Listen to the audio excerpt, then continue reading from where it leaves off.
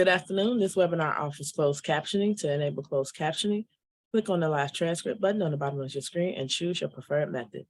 Welcome to the Chicago Department of Business Affairs and Consumer Protection webinar. Please note any website or email that I mentioned will be posted in the chat box.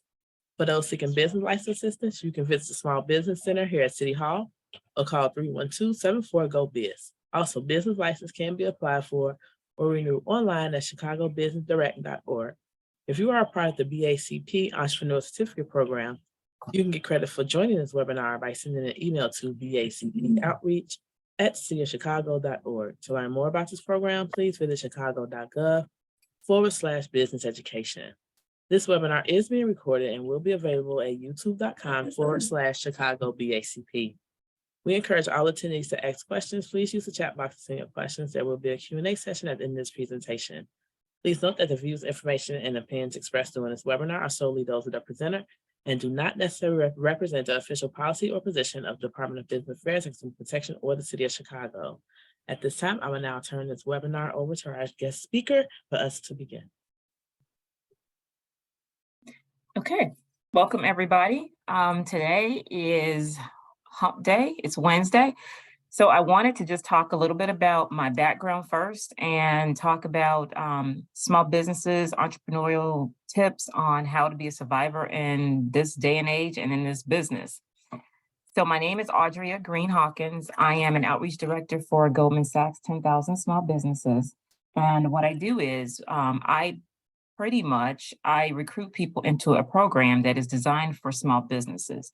It is a free program. There is no charge for the educational support and information that you get. And I will talk about that towards the end of the presentation. But basically, that is my background, what I do right now. I have a strong retail background. My background is in regional management, territory management. I worked for Movado Group, which is timepieces, watches.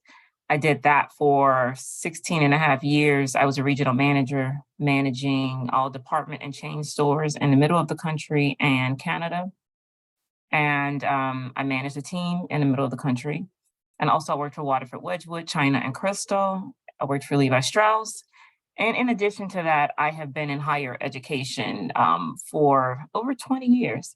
I am currently an adjunct faculty member in the Fashion Studies Department at Columbia College. And again, I'm also an outreach director for City Colleges of Chicago, Goldman Sachs 10,000 small businesses. And I also consult for University of Illinois, Chicago. So I'm kind of busy. And during this presentation, I will encompass and kind of give you information from all of my experience. I've also been an entrepreneur. I'm currently an entrepreneur. I currently have a business. It's a biometrics company. And so I am also doing that concurrently with everything else that I have going on. So I will, like I said, give you all a bit of information, as much knowledge that I can share about my background as it relates to entrepreneurship, marketing, business, and running a small business.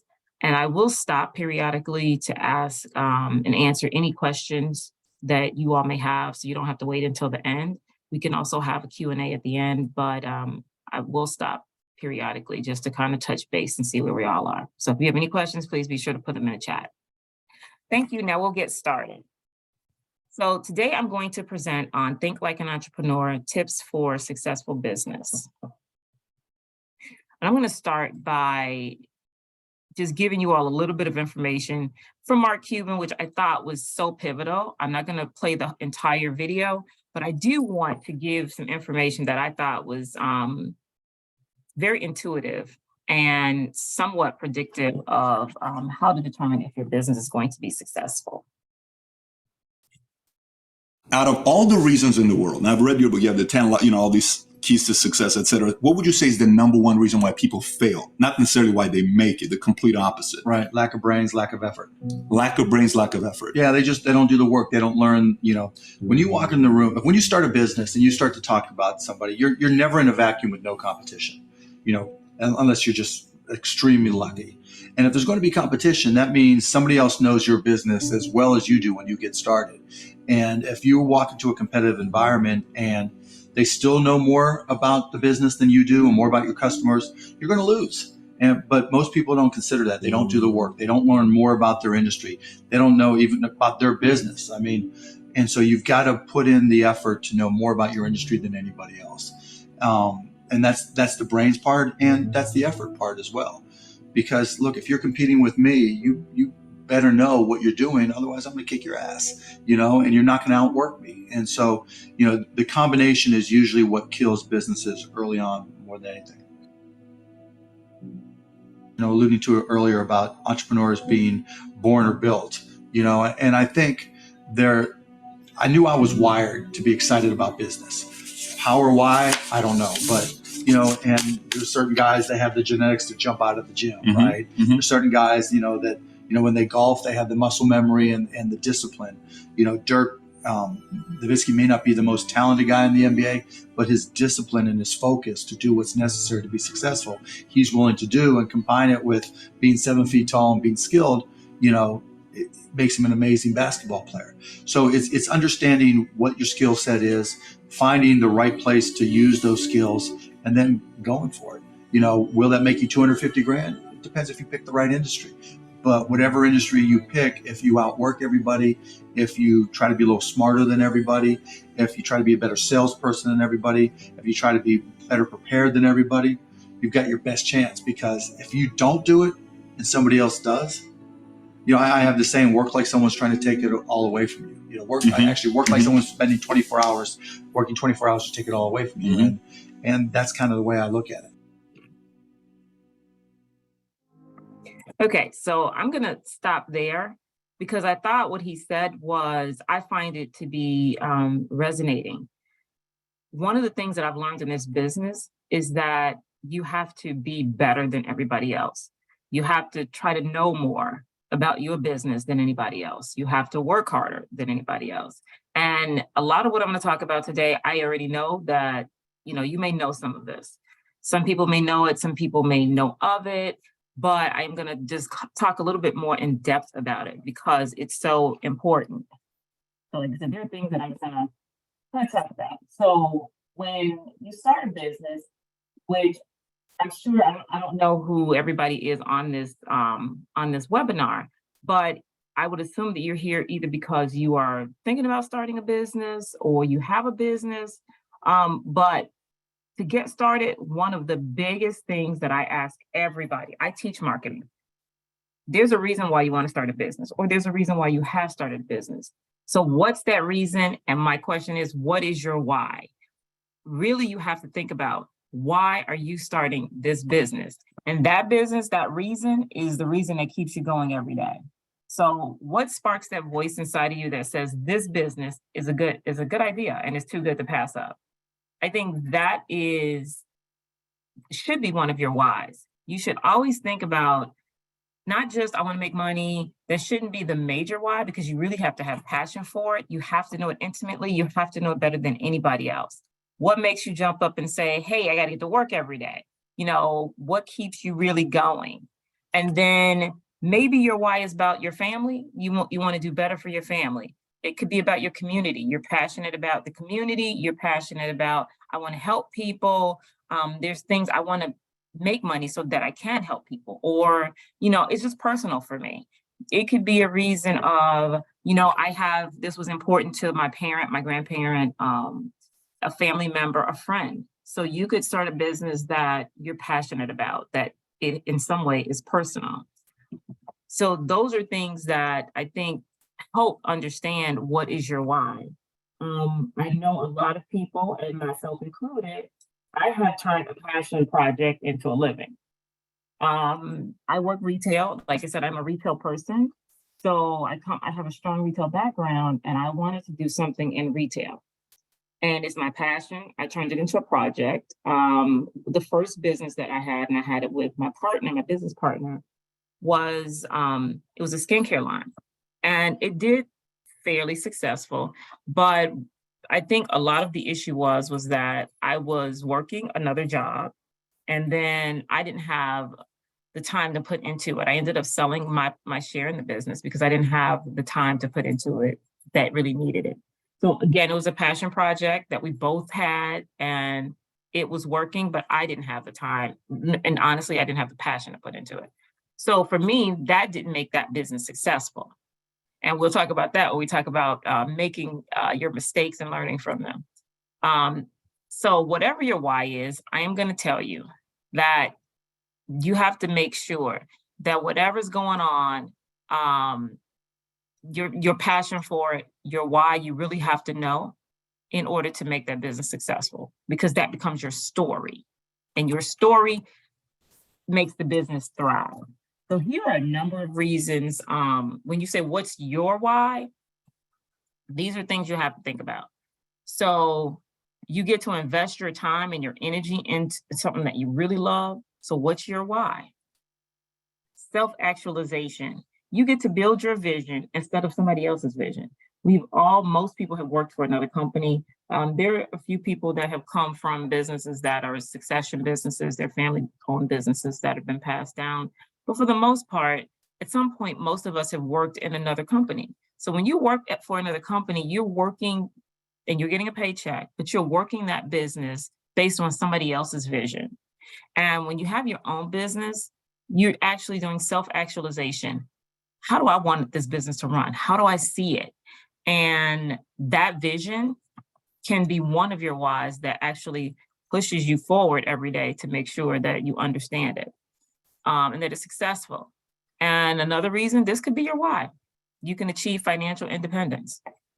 I think that's usually the one that's on most people's list, is that they want to achieve financial independence. It is one of my goals. I will tell you that I love being my own person and manager and owning my own business, because it allows me to network. It allows me the independence to move about as I like. It allows me the independence to be financially able to do that. But again, this may not be everybody's why, because it motivates me. It's not my number one motivator, but it could possibly be yours, but it shouldn't be your only one. You can control your own lifestyle and schedule, which is for me a huge, huge thing. I will tell you that I've worked corporate America. I've worked on a schedule, and I have most of my career worked jobs where I was able to do both.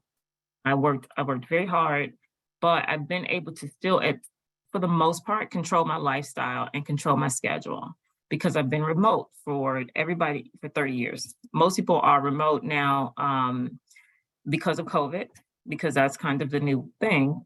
However, controlling your own lifestyle and schedule is important. And again, I've been remote long before remote was popular, I guess you could say. But for me, that's, I think, at the top of my list, is being able to control when I do it, how I do it, and my timeline. Another point that could be your why is you can be creative. You can be as creative as you would like to be when you have your own business. And for some, creativity is a huge key. And this one I want to touch on a little bit more. This is your business. You make the rules. And to put a bullet here, I will say that I've worked for a lot of companies, and you want to take the good that you've learned from every place that you've worked and take the bad that you've learned from every place that you've worked. And I say that to say, you want to make sure that all of the good stuff that you've learned, you want to implement in your business, whether that be employees, whether it be company culture, whether it be, I like the way they ran it. It was a family business. I like the policies. Take all of that, put that into your business, and make sure that all of the bad things that you've had or learned at another business, you throw that away. That's something that, again, you get to make the rules, but that may be things that you say, I don't want to implement that in my business. So take the good, keep it, take the bad, and then let it go. But again, you make the rules. So that's a huge reason why. You'll have job security. During COVID, a lot of people found out that they wanted to be their own boss. They wanted to control their destiny. They wanted to make sure they never got let go, laid off, fired again. So that has been, during a number of these presentations, that has been a huge key driver in why entrepreneurship And small business ownership has increased in the last few years because people want to control their own destiny. And being let go from a job for whatever the reason is not a good feeling. So having true job security is comforting. And the last point here is that you can become an expert in a broad range of skills. So I would, just encourage everybody to first start out with, what is your why? Think about why you want to start a business or why you have started your business, because again, that becomes your story. And a good story, not one that you make up, but a good story can actually drive your business and help people, your customers, the public, to understand what your drivers are. The reason why you founded your company, and that becomes the way that you go forth, and it becomes the goal setting. It becomes the background, the foundation of your company. So you see a lot of companies that have a vision and a mission, why they started the business. That's their why. So please use that. And if you have any questions about that, we can talk about it. So please put that in the chat if you have any questions about it. But I am a strong advocate of that. Damon John, I found this to be really pivotal. He said this many times in interviews. Once he found out his why, he was good to go. Whenever you approach anything in business, if you have a meeting, if you have, at some point you're questioning, why am I doing this? Or this is not working out, think about why you're doing it. So understanding why you're in that business, why you started it, will keep you going. So he said each time he was out, the moment he understood what he was doing and why he was doing it, he was finally able to make something happen, because that's your driver. My next point here, the tip that I want to talk about is be educated, get educated. And Mark Cuban said that in that video. I see it a lot because I'm out here with businesses. I talk to businesses. That's what I do. The major factors are why some businesses fail are because they're not educated. They have a great idea. They think it's a good idea. It becomes a passion, but they're not really educated on the business. You have to keep up with local news. You have to keep up with themes. You have to keep up with everything happening in the marketplace. Your competition, you have to know what they're doing. And I will say, as an example, when you say keep up with local and national themes, most people don't want to read the news. Most people don't care about business. They're like, it doesn't affect me. It's not my area. It does, everything. When you think about, again, like I said, I've been in retail. In 2008, when there was the housing market recession, that had nothing to do with, on a large scale, it had nothing to do individually housing with the retail market, but yet it did. So what happened with the house?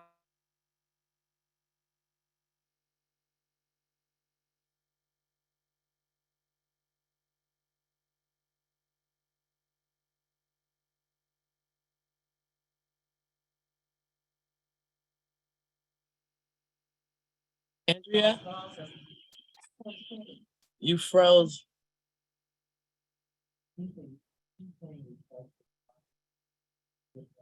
Housing market in 2000, that meant layoffs. Nobody's buying a watch when they're losing their home. Well, most people are not. So to say that, it caused layoffs in the retail industry across the board, because again, it's a trickle down theory. So when you think about the mortgage industry, it didn't have a direct, an indirect, I guess, effect on retail, but it did. So keeping up with what's happening in the market is extremely important. Keep up with what's happening with competition. Study your competition. Every retailer that I have worked for, competition and knowing what's out there is the biggest part that we play in owning a company and knowing what's out there.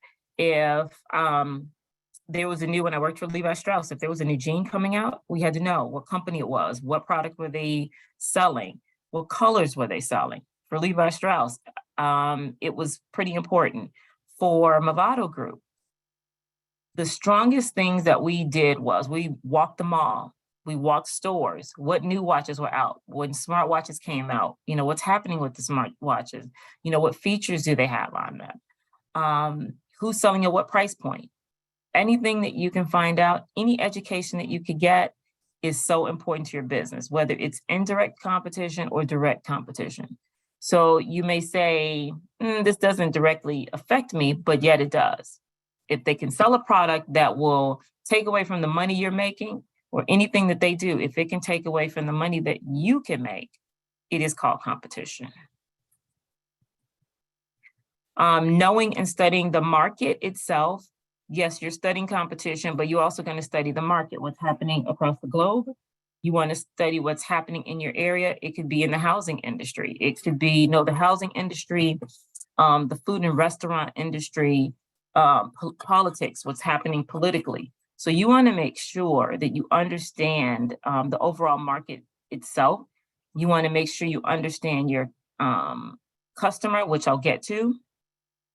And we'll talk about that a little bit more in depth. One of the other things that I will tell people is that don't jump on the bandwagon just because other people are doing something. Because ultimately what you're doing is you're jumping on something that's already successful, but then you're splitting the pot. Do something that it may be in the same realm, but that you have a niche for. Make sure it's something that nobody else is doing. That's what people like, especially in today's, climate. That they want something that they haven't seen before. They want something that's new, that's innovative. So if you're just a copycat, you're coming behind the game. So they've already made their money and you're coming after them. So you want to make sure that you choose something that is just not a Me Too item or a Me Too store. One of the other, areas that I find that sometimes when you're in a business, you can get blinded to. You have to understand and always ask your customers what they're looking for. Understanding what your customers are looking for keeps you abreast of what's happening, because a lot of times I find out information from the stores. I find out information from just asking questions. What's new? What's out there? What are you looking for? They tell me a lot of things that I did not know. So that's just part of being educated. And then I look into it. But that's just part of the education that you get from asking questions. Successful people, one of the key points that I teach on, successful people identify holes in the market and they create new products or services that will cater to that specific market. What I mean by that, think about what there is that's out there, what's happening out there, and what's not out there. And I know some of you are innovative. I know some of you have products or services that nobody else has had, and that's what you need to tap into. It could be something as simple as right now, customer service. Customer service right now is kind of, it's in the tank. A lot of times we get, which I know many people are frustrated and agitated by, you call a number, you get a voicemail, you may get an automated system answering you. It may be hard to get a person. But you may find that if you focus on customer service, that you may get customers that cater to you, whatever your service is, whatever your business is, just because you give them the customer service that nobody's really giving them right now. And I don't know if you can think of a place that you shop, a place that you visit, a service that you use, and why do you use them? What makes them different from everybody else? And that's one of the key things that I tell new business owners or any business owner. What can you give me that I can't get somewhere else?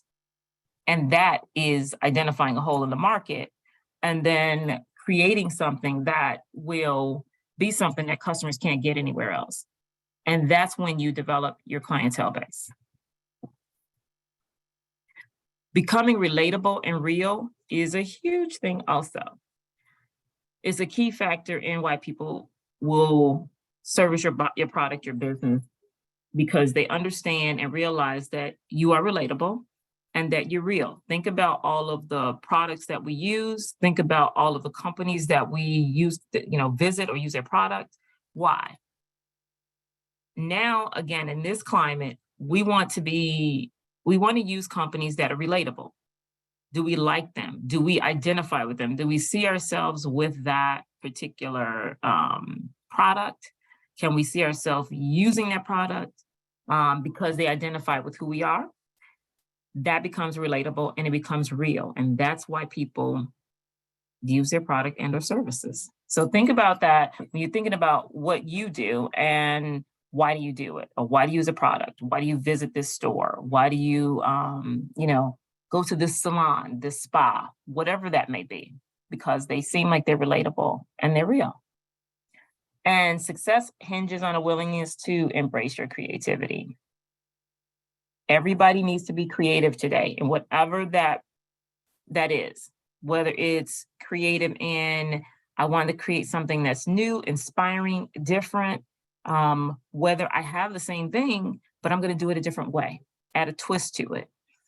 What is your creativity and what's your creativity level and how can you capitalize on that? And it doesn't have to be anything extremely out of the box, but how do you capitalize on that part? So I'm going to go over this, and after this section, I'm going to see if there are any questions or any topics or anything you want to ask. So where you at? What's your location? Too many times I talk to business owners, I talk to people who say, you know what, I saw a for rent sign, I'm going to rent there. Well, every place that you see a for rent sign, just because it's a for rent sign does not mean that you should be in that area. It does not mean that you should rent that space or buy in that space. You want to choose a location that's going to help you maintain steady clients. So when you select a location for any business, whether it's an accounting business, whatever that business is, make sure that that area is gonna make sure that you increase or maintain your clientele. Is it accessible and is there security? I'll keep going, but can your clients get to you easily? Is it parking, available parking space? A lot of times I won't go to places that the parking is too hard to go to. I'll just avoid it. Or I'll go someplace else because I can't access it readily. It could be too crowded. It could be the parking situation. There's a lot of reasons. It could be on the third floor. I'm like, I don't feel like doing that. So make sure it's accessible depending on your clientele. Make sure there's security. That's a big factor today, is making sure that when people visit you, they feel safe. They want to feel like they don't have to fear for their lives going. They want to make sure that it's pretty easily accessible. Knowing your demographics in the area that you decide you want to open your business in. You want to make sure, do your research, get educated, know who lives in the area. Make sure that if you said it's an accounting business or even a restaurant, do you want 5 restaurants on the block? Because although it may not be the same food group or food that you will have, it's still going to take away from the product, the food that you have. For 5 restaurants, that means those 5 restaurants have to divvy up the money. The customer only has so much money. So no matter if it's a different food, they still have to divvy up that money. So you want to make sure you think about how many businesses of your type are in the area. Think about the proximity of another business that's like yours or similar to yours in that area. And is there enough that it will sustain you? Who lives and shop? Is your client near your area? If I live in downtown Chicago and my customer lives in Schaumburg, they may not necessarily want to come downtown Chicago. They may get me once a year, maybe if they're downtown, but because of where they live and where my business is located, they may not want to visit me all the time. Now, if you have an online business, perhaps that's different. But the goal is you want to find out who lives and who shops in your area. Another thing to think about is the demographics of your clients. So are the demographics the people that live in your area? Do they shop in your area? There are areas that I don't necessarily live in, and I may be the demographics, but I'll go that area and I will shop because I like that area. So you have to really pay attention to who lives in that area and who shops in that area and go where the demand is. Meaning, when I say go where the demand is, always think about, is there demand in that area for your service? So for instance, let me think of an example. that's kind of a hard one for me to think of right now. But anyway, if you think about, is there demand? Will people support your product? I guess in essence. If it is downtown Chicago, there's tons of restaurants. You know, it's going to be kind of hard to make a name for yourself because the demand is maybe not there. If you go into a rural area and you open up, I would say, a fashion shop, but it's really rural area where they're not really, it's country and they have no need for luxury product. That's kind of out of the area. So there's no demand for that product. You're going to go out of business pretty quickly because there's no demand for that product. Taking the time to find the right selection is so important because you waste money if you just open a place that's for rent and you go rent it out, but your clients are not there, it's not accessible, it doesn't fit the needs, there's no demand there, you've wasted your money. So a lot of business owners typically will do that. So you want to try to select a location that's in your budget, within your budget. When I teach a class where they actually build a business, a lot of times one of the things they have to do is they have to go and find a location that they would rent for the business. They have to find a space. And a lot of times they come back with actual locations that are for rent, but they'll have these astronomical rent. It's unfeasible. You cannot keep and sustain a location if you can't afford the rent. So make sure it's within your budget. Consider the brand of the business. Know the competition that's in the area. Think about if you can attract people to work for you in that area. So when I say think about recruiting efforts, think about, you know, will I have people that will come in that area that will work for me? Will they come that distance? Will they come to that area? So is it easy to acquire employees? And then also think about the potential for growth. That may be some businesses start and they may say that is the first space and then I want to open another location somewhere else. But always think about, I'm renting this space or I'm buying this space, but now where am I going to grow to? So do I want to, you know, stay in this area, but expand? Do I want to buy another location? But always just be thinking about the next level, thinking about growth, but always find the right selection for your product. It can be a very small space, but if it's in the right area, it's worth it. Having a large space in the wrong area is not worth it because it's not going to get you the business that you need. So I'm going to stop right here for the moment, and then I'm going to see if there are any questions. Any questions? Hold on a minute. Let me go to the chat.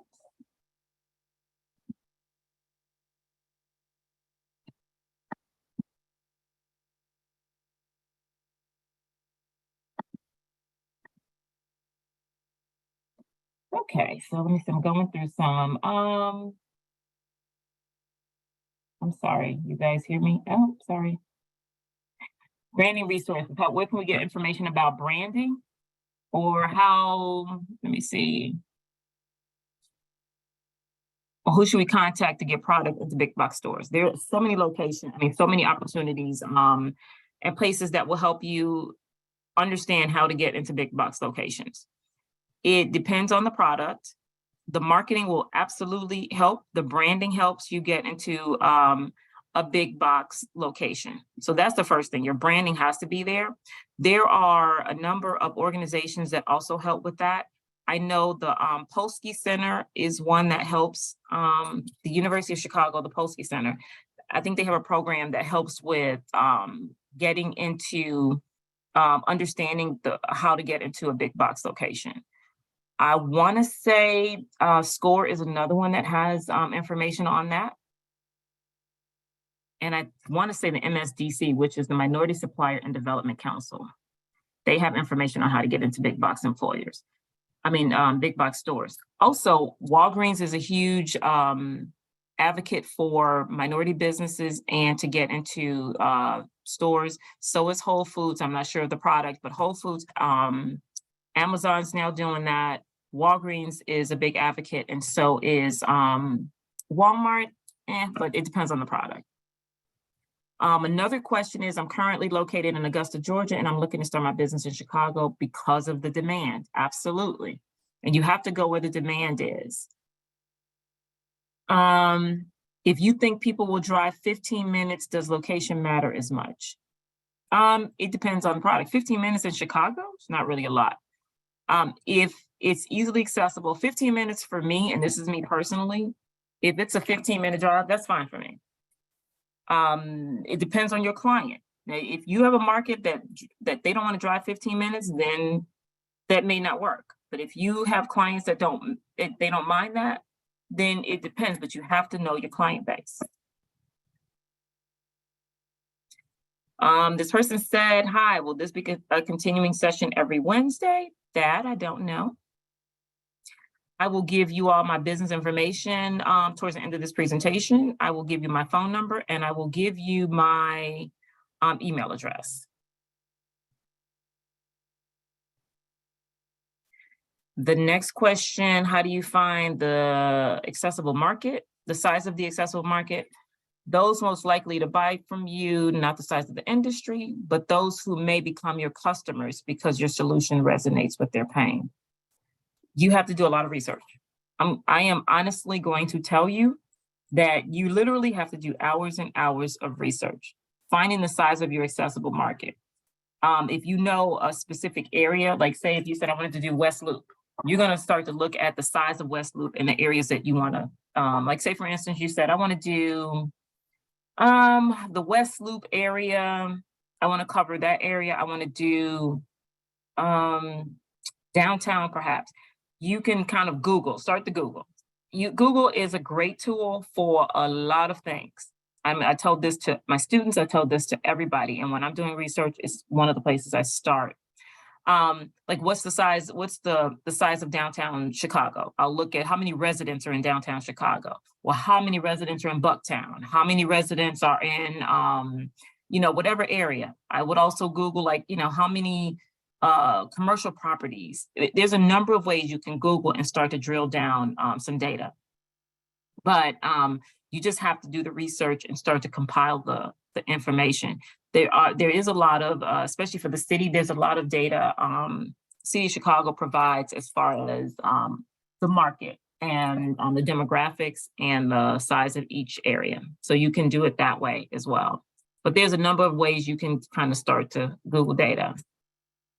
And another question was, or comment, I have a store in Chicago and you touched the main key points, but what can I do? Madison Pulaski supply and demand is there, but safety is the issue. Ooh, that's a tough one.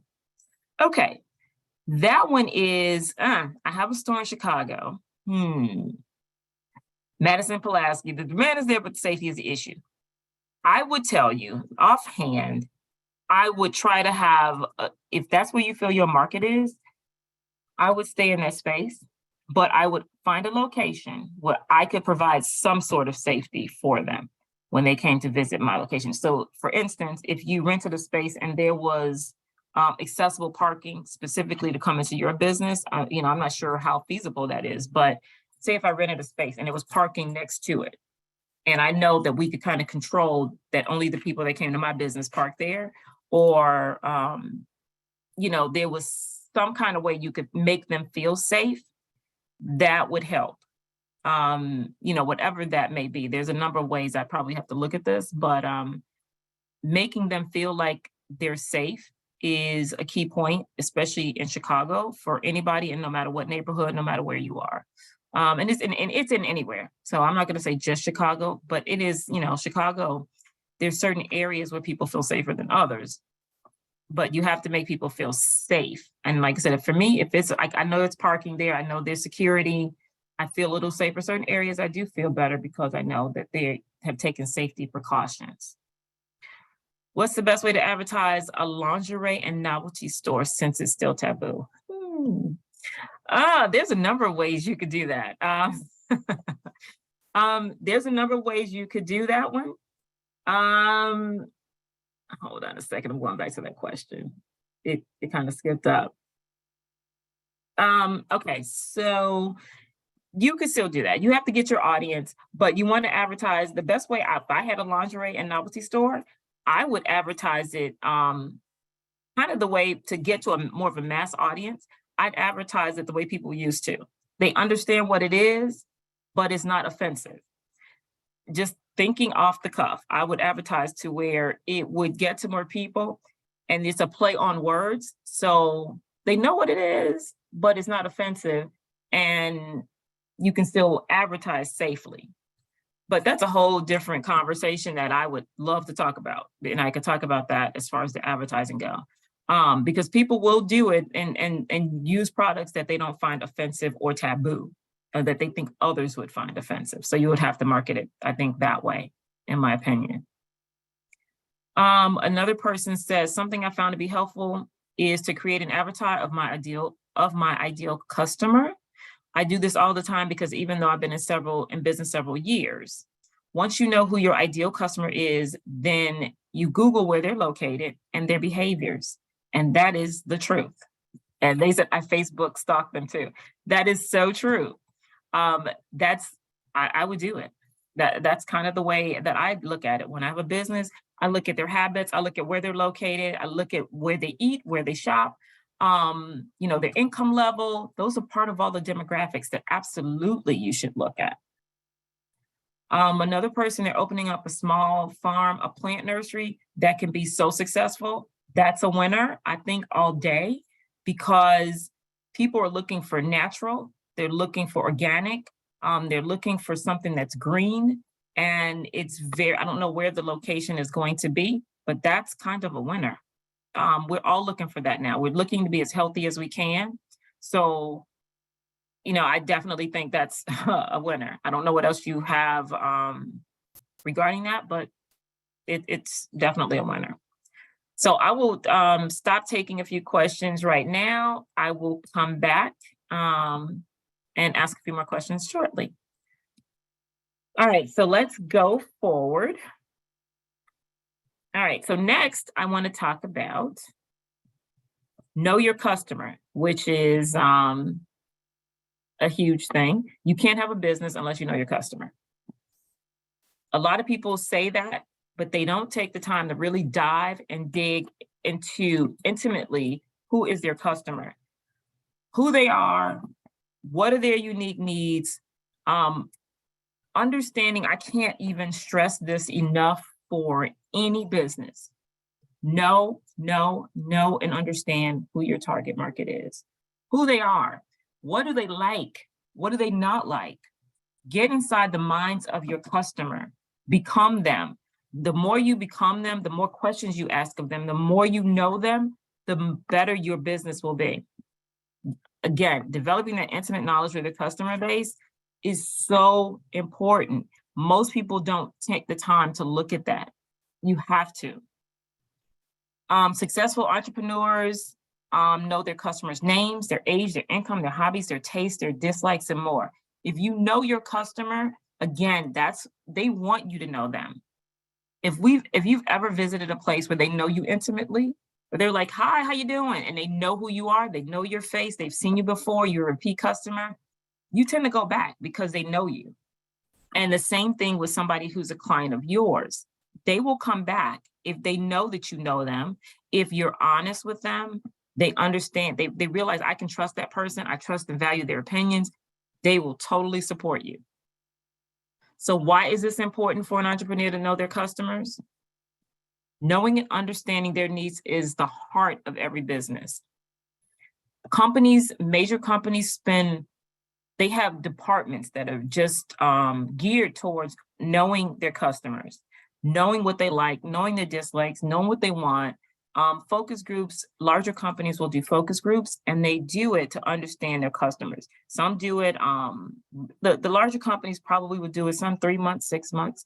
They do it often enough, and they have different divisions in the company just to understand who that customer is.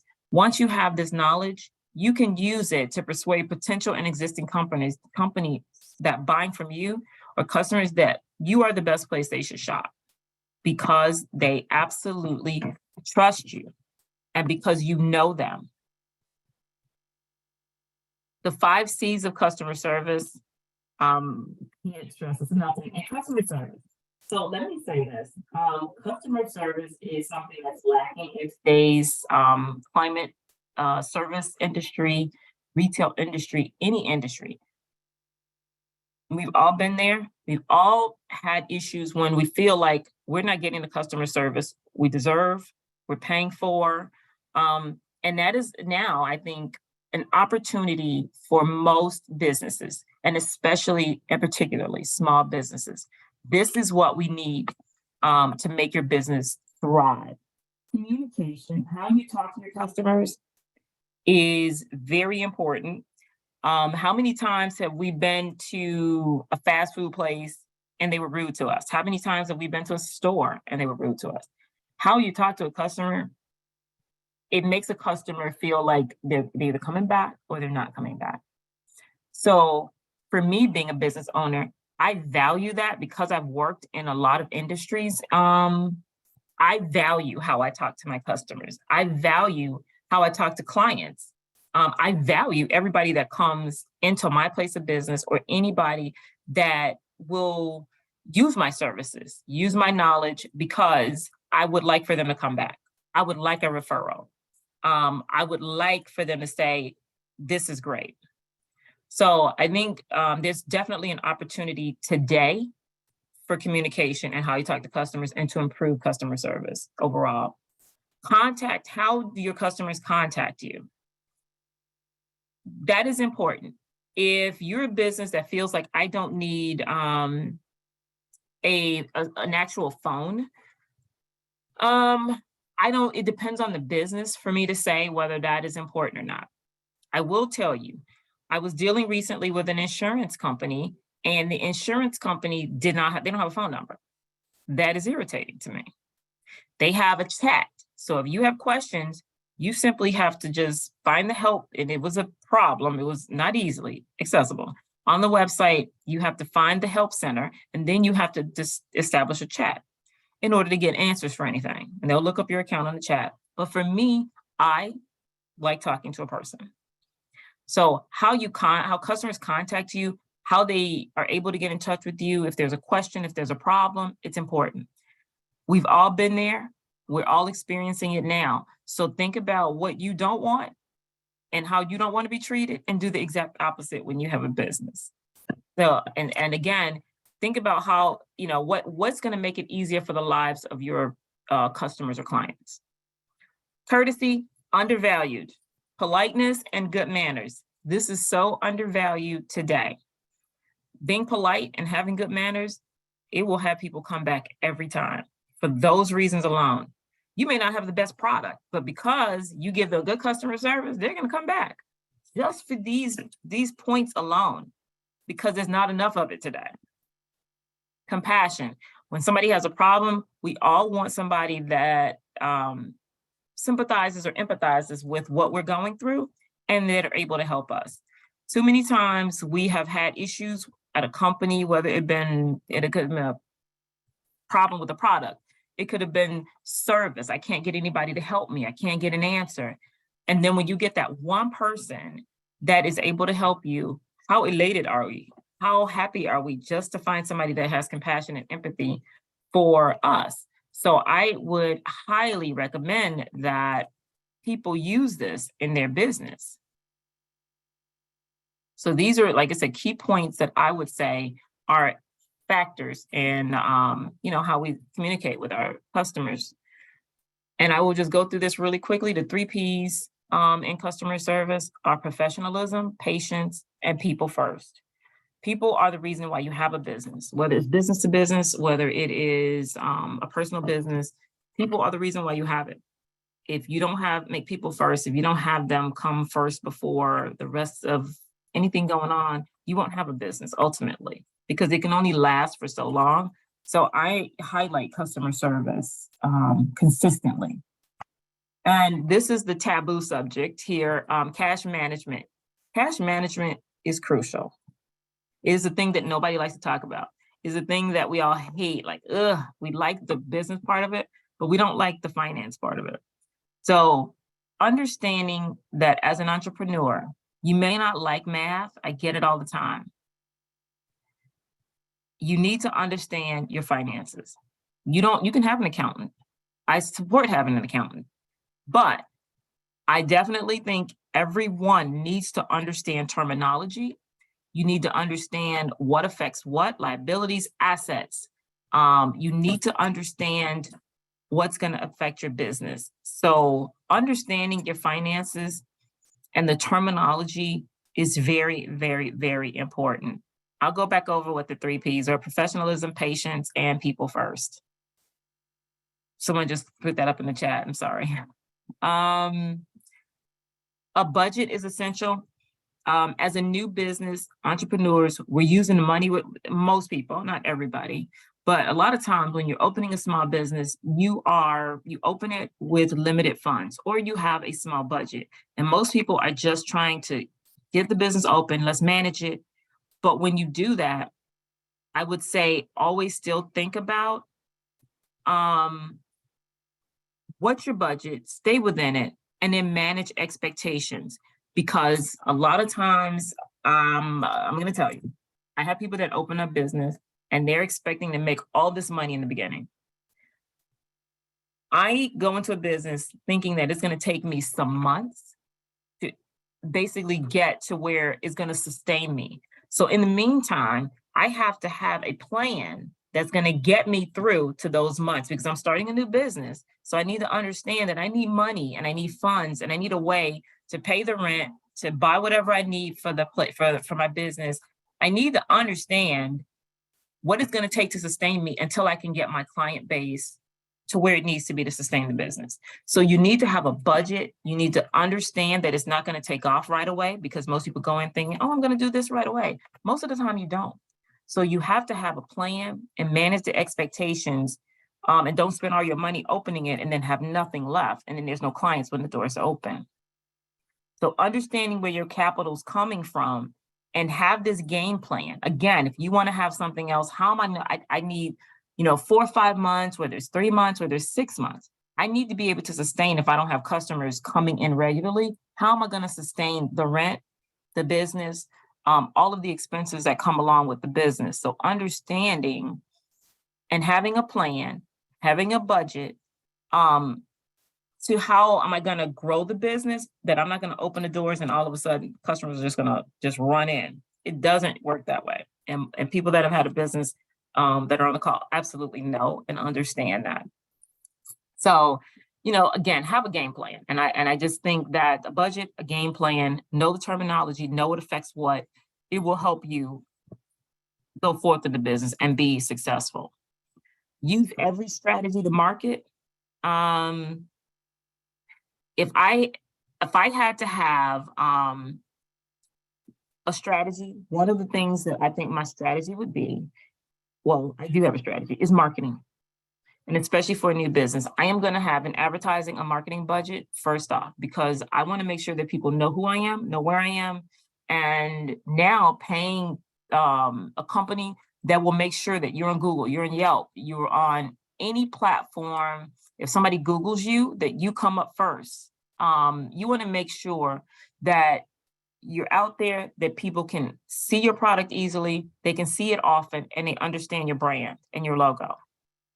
And I will say this, so using every strategy to market, whether it's grassroots, using people whether it's using the businesses that are in the area, you all can swap marketing. I put, flyers in your business, you can put them in mine. There's a number of ways to grassroots market today, in addition to, like I said, Google, Yelp, et cetera.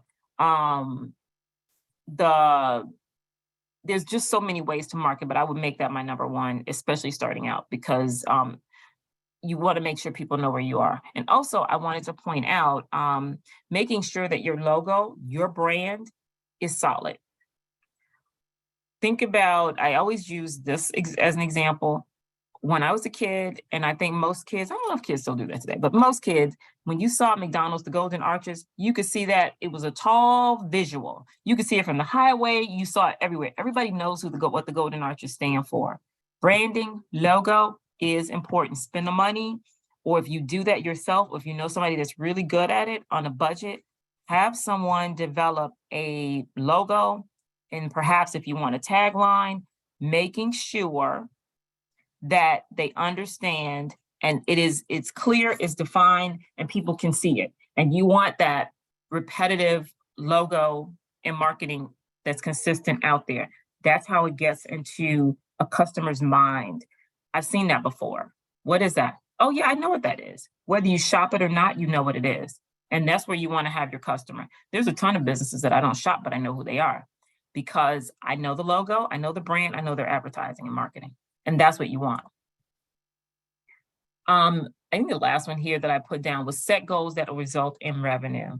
So like I said before, you want to make sure that your goals are attainable. You don't want to have higher expectations. You want to make reasonable goals, but you also want to have a plan that when things are low, how am I going to, make sure I can sustain myself? How can I, make it when things are tough? And also figure out ways that I can keep revenue coming into my business. So you may have a business that is, let me just give a retail business. Most of the time, I'll give a true story. Target. When Target years ago, I don't know how long people have been shopping at Target. Target does great business. Target it's a discounter, but they have this reputation for being more of an upscale discounter. One of the things Target did probably 15 years ago, they started having, when you walk into Target, they have that little area that you can find $1 items, $2 items, $3 items. That little section does so much business. When people come into the store, people are quick to throw $1 items into their cart, $2, $3. They'll throw it in their cart. And when you look up, they have $20 more than they thought they were going to pay for when they came into the store. That's also when you stand in line. You have stores that when you stand in line, all of these little knickknacks, when you're standing in line, you see it and you throw it in your cart. Things like that help you to always have a revenue stream.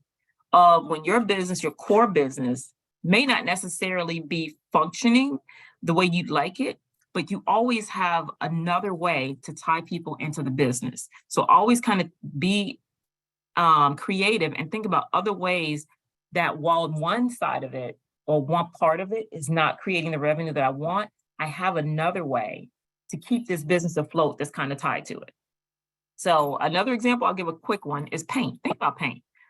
How often do you paint a room? Not often, but it's more common now because of everybody's redoing their homes. But you think about paint, accessory items, they have brushes, they have all of these different things. You got tape, you have all these different things that they sell along with paint. So when you come out, you don't have just a bucket of paint.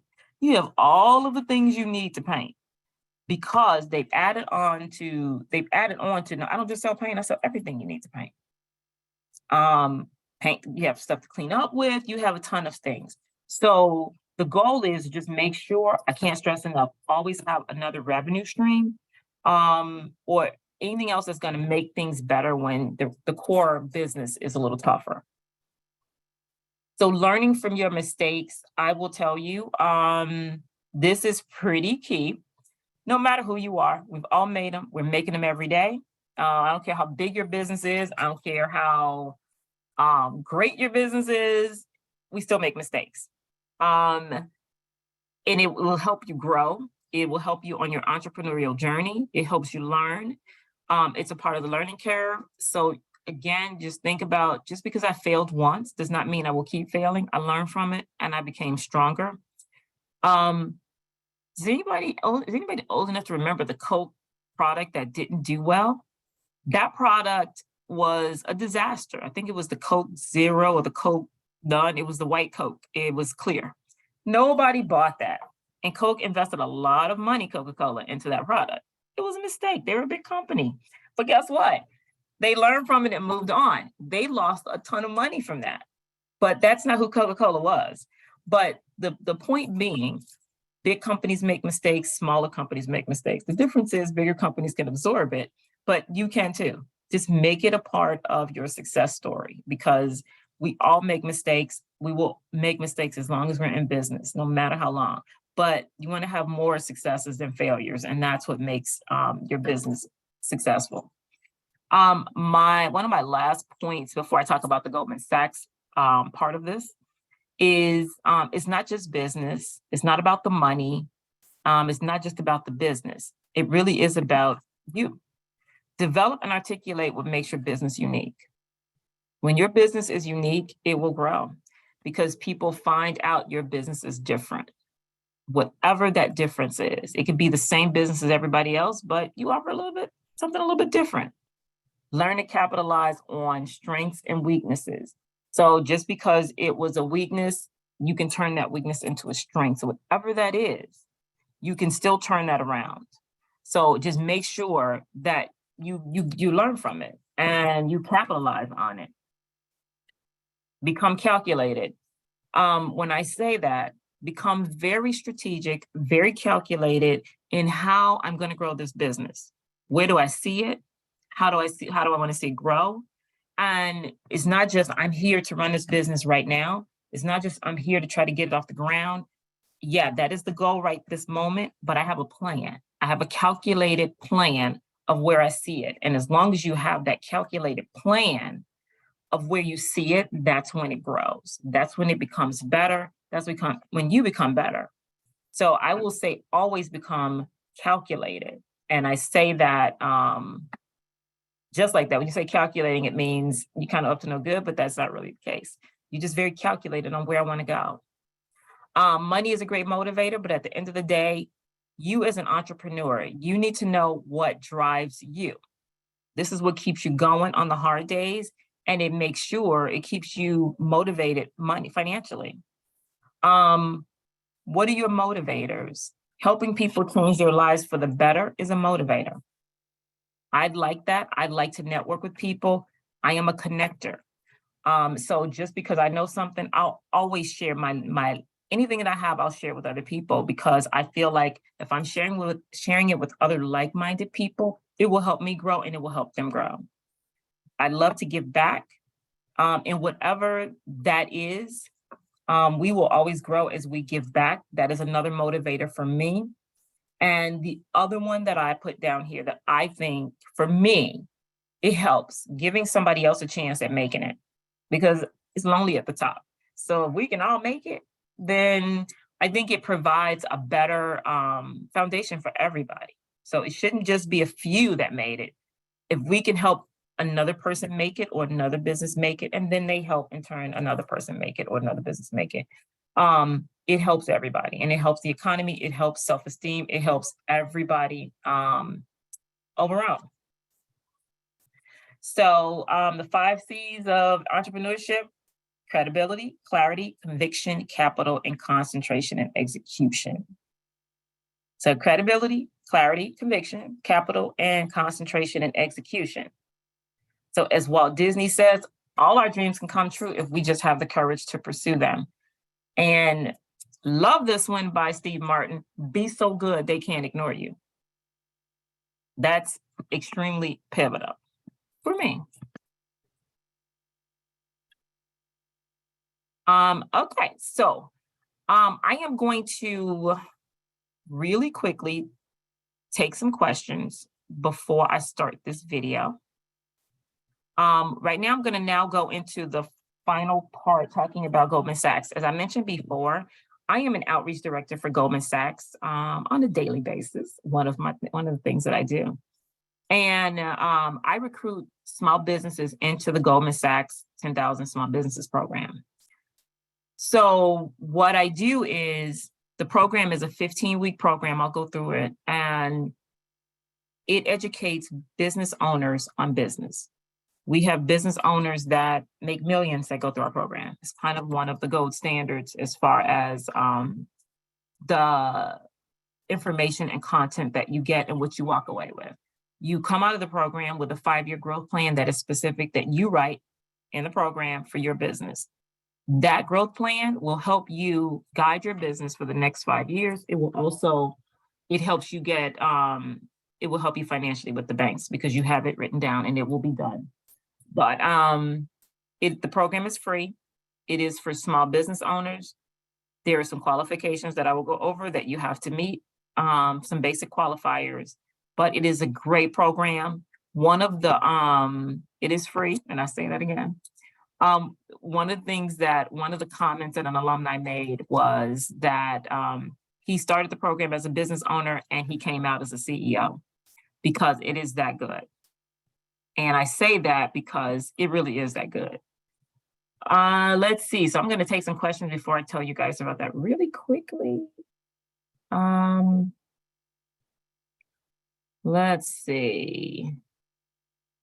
Somebody had asked about contracts. I want to say one of the best ways is to become a certified. If you're a minority, and women-owned business, they have certification for minority and women-owned businesses. That's one of the quickest ways to get onto get federal contracts, things like that. Usually work remotely. Okay, here's a question. I'm sorry. I have an industrial automation and telemetry in Sao Paulo, Brazil. I'm studying to open a company in the same area in Chicago. Usually we work remotely or inside the client's office, in which case I can open the office in a co-working, even if it's far from the client. I mean, you can. Peer-to-peer spacing, if you have a service-oriented business where you don't need an office, that is really huge now, that you can rent office space that is peer-to-peer spacing. If you wanted to have a meeting, you can rent that for a few hours. You can rent it for a day, and economically, it's feasible for small businesses. It's very professional and it's economical. Here's a question. Do you think constantly changing logos or revamping your business website, et cetera, shows inconsistency as a business owner? I talked to that a little bit. I think people remember when they see it repeatedly. So if you have a logo or branding, that's what you want to get into the minds of the consumer or client, and that's what they remember. So if you change it all the time, it's hard to get a customer to really understand who you are.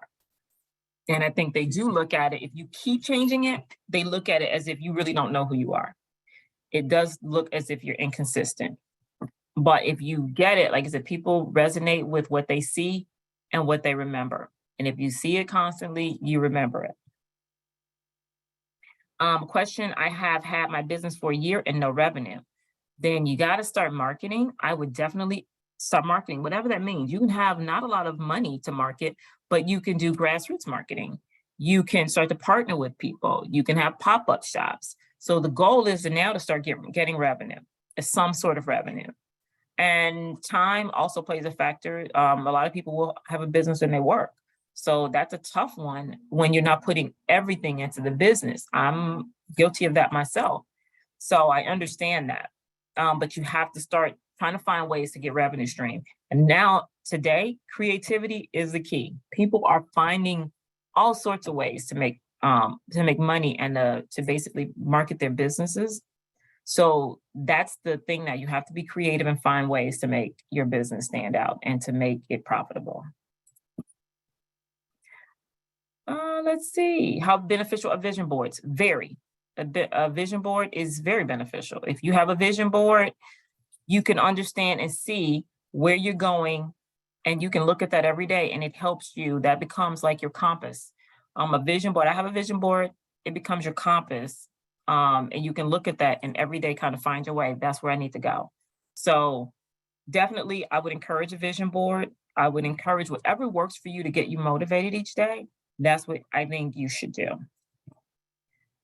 Let's see. How to sign up for the 15-week program. Let's go into that. All right, so here we go. I'm going to start it. Oops, sorry.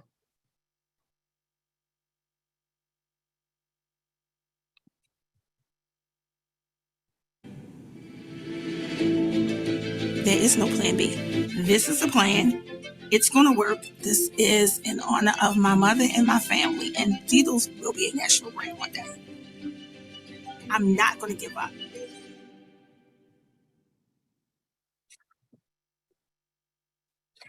Okay, here we go. Let me see. I think I need to kind of roll her back for you. But Deedles is an alumni.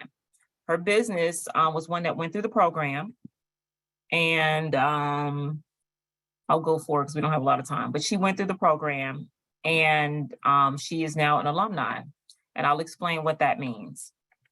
Goldman Sachs is one of the largest financial investment companies in the world. And Warren Buffett founded the program, founded the company.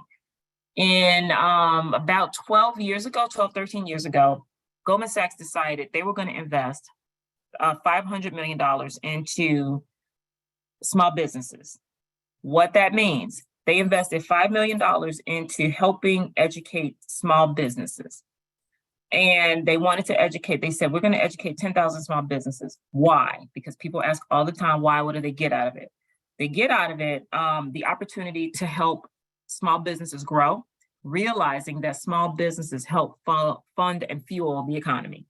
So if there were no small businesses, this economy would not survive off of just big box companies and big business. There has to be small businesses in order for this economy to thrive. So they invested the money in educating existing small businesses. And in December of 2020, they've already reached the 10,000 mark with investing in businesses. So now they've invested another $250 million to reach the next 10,000 small businesses. So what that means, here's a snapshot of the program. The small businesses and alumni, people who graduated from the program, we call them alumni. Their businesses total $750 million. Okay, well, that's what we've invested. 1.6 billion has been given to small businesses through CDFIs, which going through the program, a CDFI is a community developed financial institution. Through the program, we connect small businesses with these CDFIs to help them get funding, grants, lending for their small businesses. To date, when that was in the fall, we have over 12,800 small businesses that have gone through the programs nationally and in the local cities. So what happens with the program is that, I won't start this yet, but what happens with the program, we have 19 sites across the country.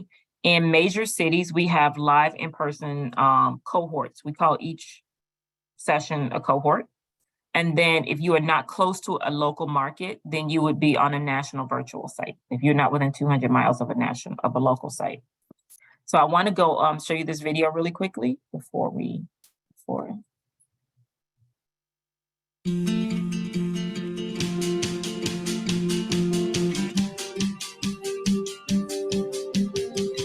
Our guiding principle in this country is equality of opportunity, and 10,000 small businesses is a big part of that.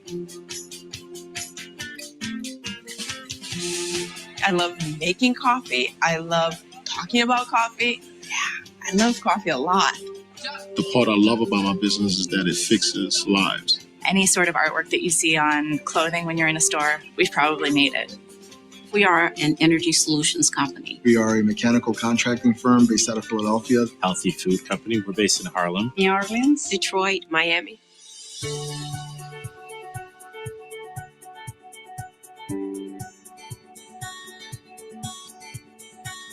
When I started my company, we had one employee. The second day, we had one employee and a coffee pot. Almost every big business was a small business. We had no business background when we started. The hard part is keeping the business afloat. There has been a lot of challenge involved with the family and also the company that wants to grow at the same time.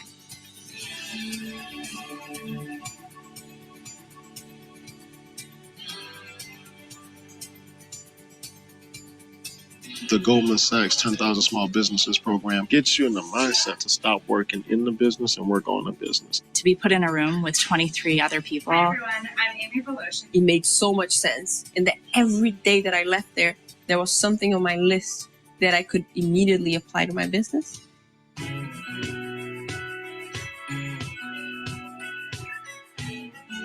At the time I took the program, we had 13 employees. Now after the program, we have over 100. Our income was $400,000. Now we are over $3.5 million. When we expand from 2 to 5 locations, we will about double the amount of employees. My company is going to skyrocket to be able to create jobs and have a positive impact on our community. We're doing a service that our society really needs. The work that you do is just all around you. Sensei Ramos is graduating from high school. Give him a hand.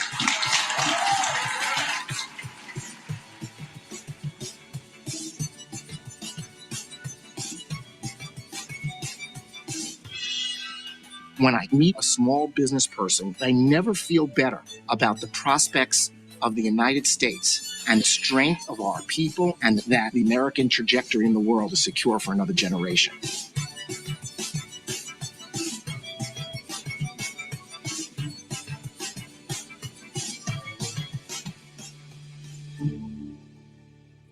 Okay, so that gives you all information about the business, who Goldman Sachs is. Let's see. So a little bit about the program and the mod.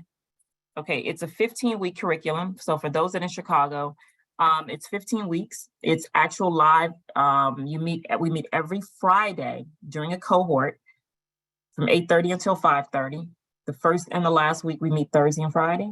And the last week is graduation. So you have the class on Thursday and then graduate on Friday. So it is peer-to-peer learning. You're in a cohort. We have 3 cohorts a year. We're just starting a cohort January. Tomorrow is the orientation, and then Friday, the 20th, of course, the new cohort begins. And they go through April 14th.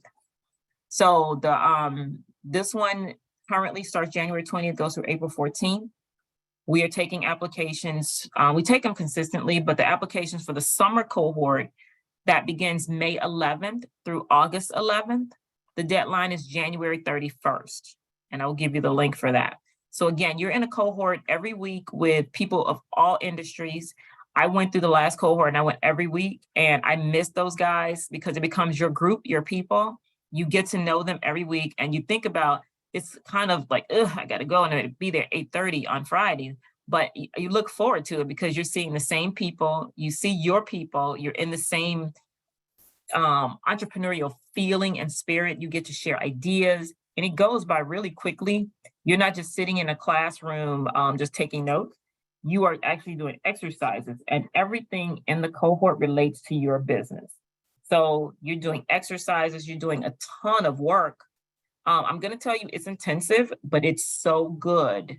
And I do events all the time, and people come up to every event and say, I was in this cohort, I was in that cohort. We're currently in cohort, we're starting cohort 34, which means we've had 34 of these at 3 a year. So we have a fall, a winter, and a summer one.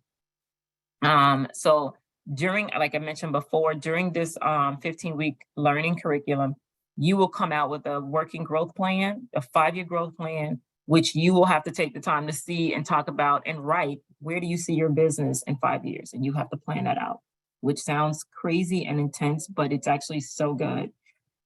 You will have a dedicated business advisor, and not just on paper. You're accountable to your business advisor. So your business advisor will visit your place of business or wherever you work, and they will meet with you probably once or twice, usually 2 times during a cohort. You will talk to them several times through the week, so you have a mentor. You're not done communicating with them after the cohort is over. After you graduate, it is ongoing support after that. During the cohort, there's something different every week, which I'm going to tell you about here. So this gives you an idea of what you'll go through in the cohort. So you have orientation. You go through every factor, every phase of your business. So you go through you and your business, growth and opportunities, money metrics. There's 3 weeks of financials helping you to understand it. And one of the things that I loved about it was that they break it down to where it's not complicated. So you can understand the numbers without being a numbers person. The digital marketing clinic. So you can see each mod focuses on different aspects of your business that are applicable to you and relatable to you. So you're not just doing generic homework, you're doing everything for your business. And I will tell you, this takes you're out of the business on Fridays. So, and the one gentleman said in the video, instead of you working in the business, you'll be working on the business, because unless you work on the business, that's the only way it's going to grow. And you can see we have a 98% graduation rate. 67% of business owners increase their revenue in 6 months. 86% of them do business with each other, which is great because, again, you are working with these people and you're working with all of the alumni. So you're always working with each other and networking. We have networking events. And all of this is at no cost to you. When you're on Fridays, when you're there, you don't have to go out and buy lunch. We have breakfast, snacks, lunch, snacks. So you're eating all day. And like I said, it's very interactive, very busy, but it's really worthwhile. So as you can see here, these are some of our alumni. After the program is done, there's a 10KSB alumni that you will be part of. And you will also, graduates get a 1-year membership to the Chicagoland Chamber of Commerce. We have a 10KSB Fellows, which is a program. Once you graduate from the program, Goldman Sachs has a program that if you wanted to hire interns that are in your industry, whether they be college, you can hire interns, and Goldman funds they help fund their pay. So they can work in your business and you don't have to pay them, and yet they're an intern and they grow and learn from your industry. And the Voices is, the 10KSB Voices was started a couple of years ago, where if you work with politicians that help you with different issues that you're necessarily having in your industry. So for instance, in Chicago, if it's an issue as far as, some of the business rules and codes and laws that affect your businesses, you can work with the politicians, and 10KSB supports and works with the politicians as well, and you as well. And the 10KSB Summit, there was a 10KSB Summit in DC this year, and the summit was hosted and paid for by Goldman Sachs, and over 2,500 alumni businesses attended. And there was speakers there, George W. Bush, Gwyneth Paltrow, the owner of Spanx, Rebecca Minkoff. They flew in all of these speakers, and there were just workshops and panels during this whole thing. And you can look it up if you ever get a chance to online, look up the summit and all of the speakers. It was phenomenal. So the summit is every couple of years. So the requirements, which is I'm sure is what everybody wants to know, there are 4 basic requirements. You have to be the owner or co-owner, or you have to have a stake in the business. You have to have an ownership or be a succession owner. So if it's a family business and it's going to be passed down to you, we'll accept that as well.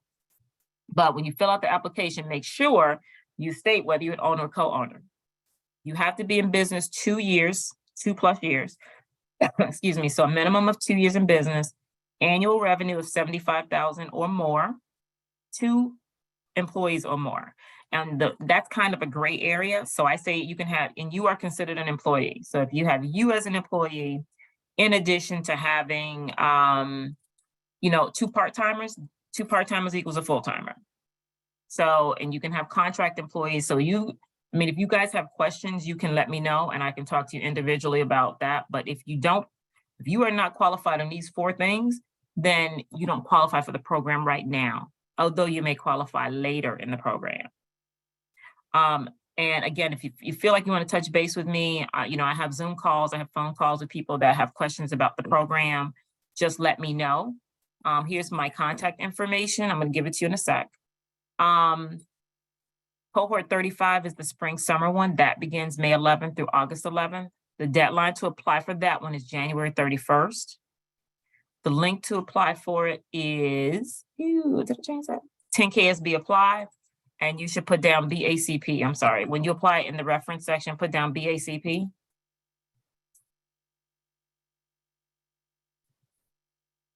This is my email, agreenhawkins@ccc.edu. And if you email me, I can give you guys my number, but if you email me, I'll just give you my phone number if you want to talk to me. If you feel like you want to have a Zoom call, I can set up a Zoom meet. I can do a phone call. We can communicate by email if that works for you as well. But if you just have any general questions about it, I would love to talk to you. Just let me know.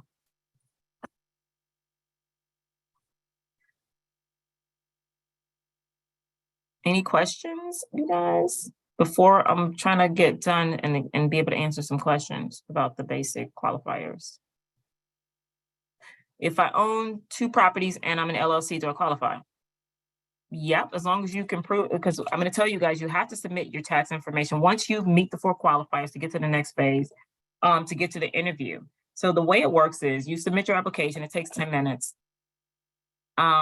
And the 10 minutes, they will say, okay, you fill out the application. If you meet the qualifiers, you go to the next phase. Then you're invited to get your documents in. It's 2 years of tax returns, proof that you own the business, things like that. So if you are an LLC, if you are a sole proprietor, if you're a corporation, you can absolutely go through the program. And again, just make sure you qualify with your 2 employees. You consider 1 employee. You can do a ton of that. So if you have a nonprofit organization, sure. If you meet the qualifiers, yes. Do you have to make 75,000 or more to qualify in revenue? Yes. If you are close to 75, keep in contact with me. Shoot me an email, keep in contact, let me know, and I will reach out to you and keep check or keep my information. But Goldman Sachs, do they have any other program for those who don't qualify yet? There is the Black women in business or Black in business. I think there's a program. Look that one up. So Goldman has a few. Do I qualify if I won a business in Europe? Was expanding to Chicago? If you meet the qualifiers and you're expanding to Chicago, sure. And you own the business, you qualify. The Black in business, you can look that up, or if you email me, I'll send you the links for it. Try to get through this real quick before we're done. So yeah, if you guys, here's my email, agreenhawkins@ccc.edu. Email me and I can reach back out to you. And if you like the Black in business, that one, you don't have to qualify for the 75,000. But you do have to, I think that one, and that one is it's virtual. And I think there's a $2,500 stipend. So I'm not sure because that's not the one I do, but I can find out the information for you and send you the link.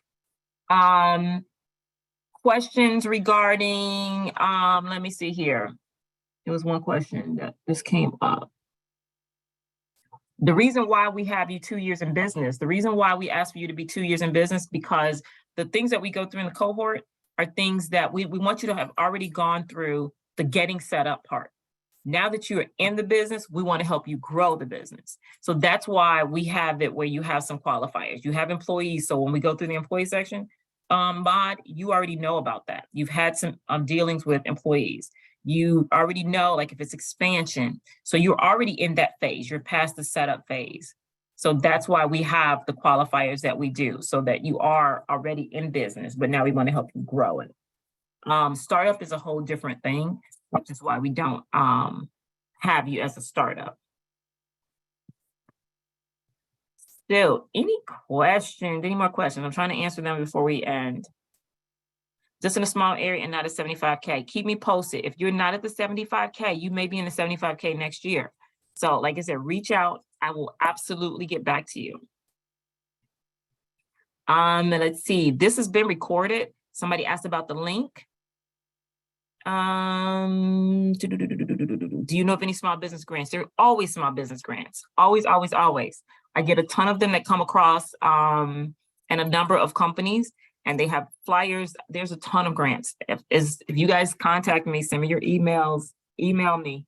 As I get them, tell me what you're looking for. I will absolutely forward, and I'll start posting things on LinkedIn as far as grants. And when companies email me, I will post them on LinkedIn. So follow me on LinkedIn also. You can find me there, and I'll start posting like grants and things like that. And you can reach me on LinkedIn also. All right, guys, I think that's it. I'm trying to beat the clock, sorry. Thank you. I hope you guys, this was a real informative webinar today. She had a lot of great information for you to use. If you are a part of the BACP Entrepreneur Certificate Program and would like to receive credit for today's webinar, please send an email to bacpoutreach@cityofchicago.org. Again, that's bacpoutreach@cityofchicago.org. To join this program, please send us an email. To learn more about our upcoming webinars, please visit chicago.gov/business education. Again, that's chicago.gov/business education. And thank you again to Audria and Goldman Sachs, and have a great evening. Bye. All right, agreenhawkins@ccc.edu. Thank you all so much.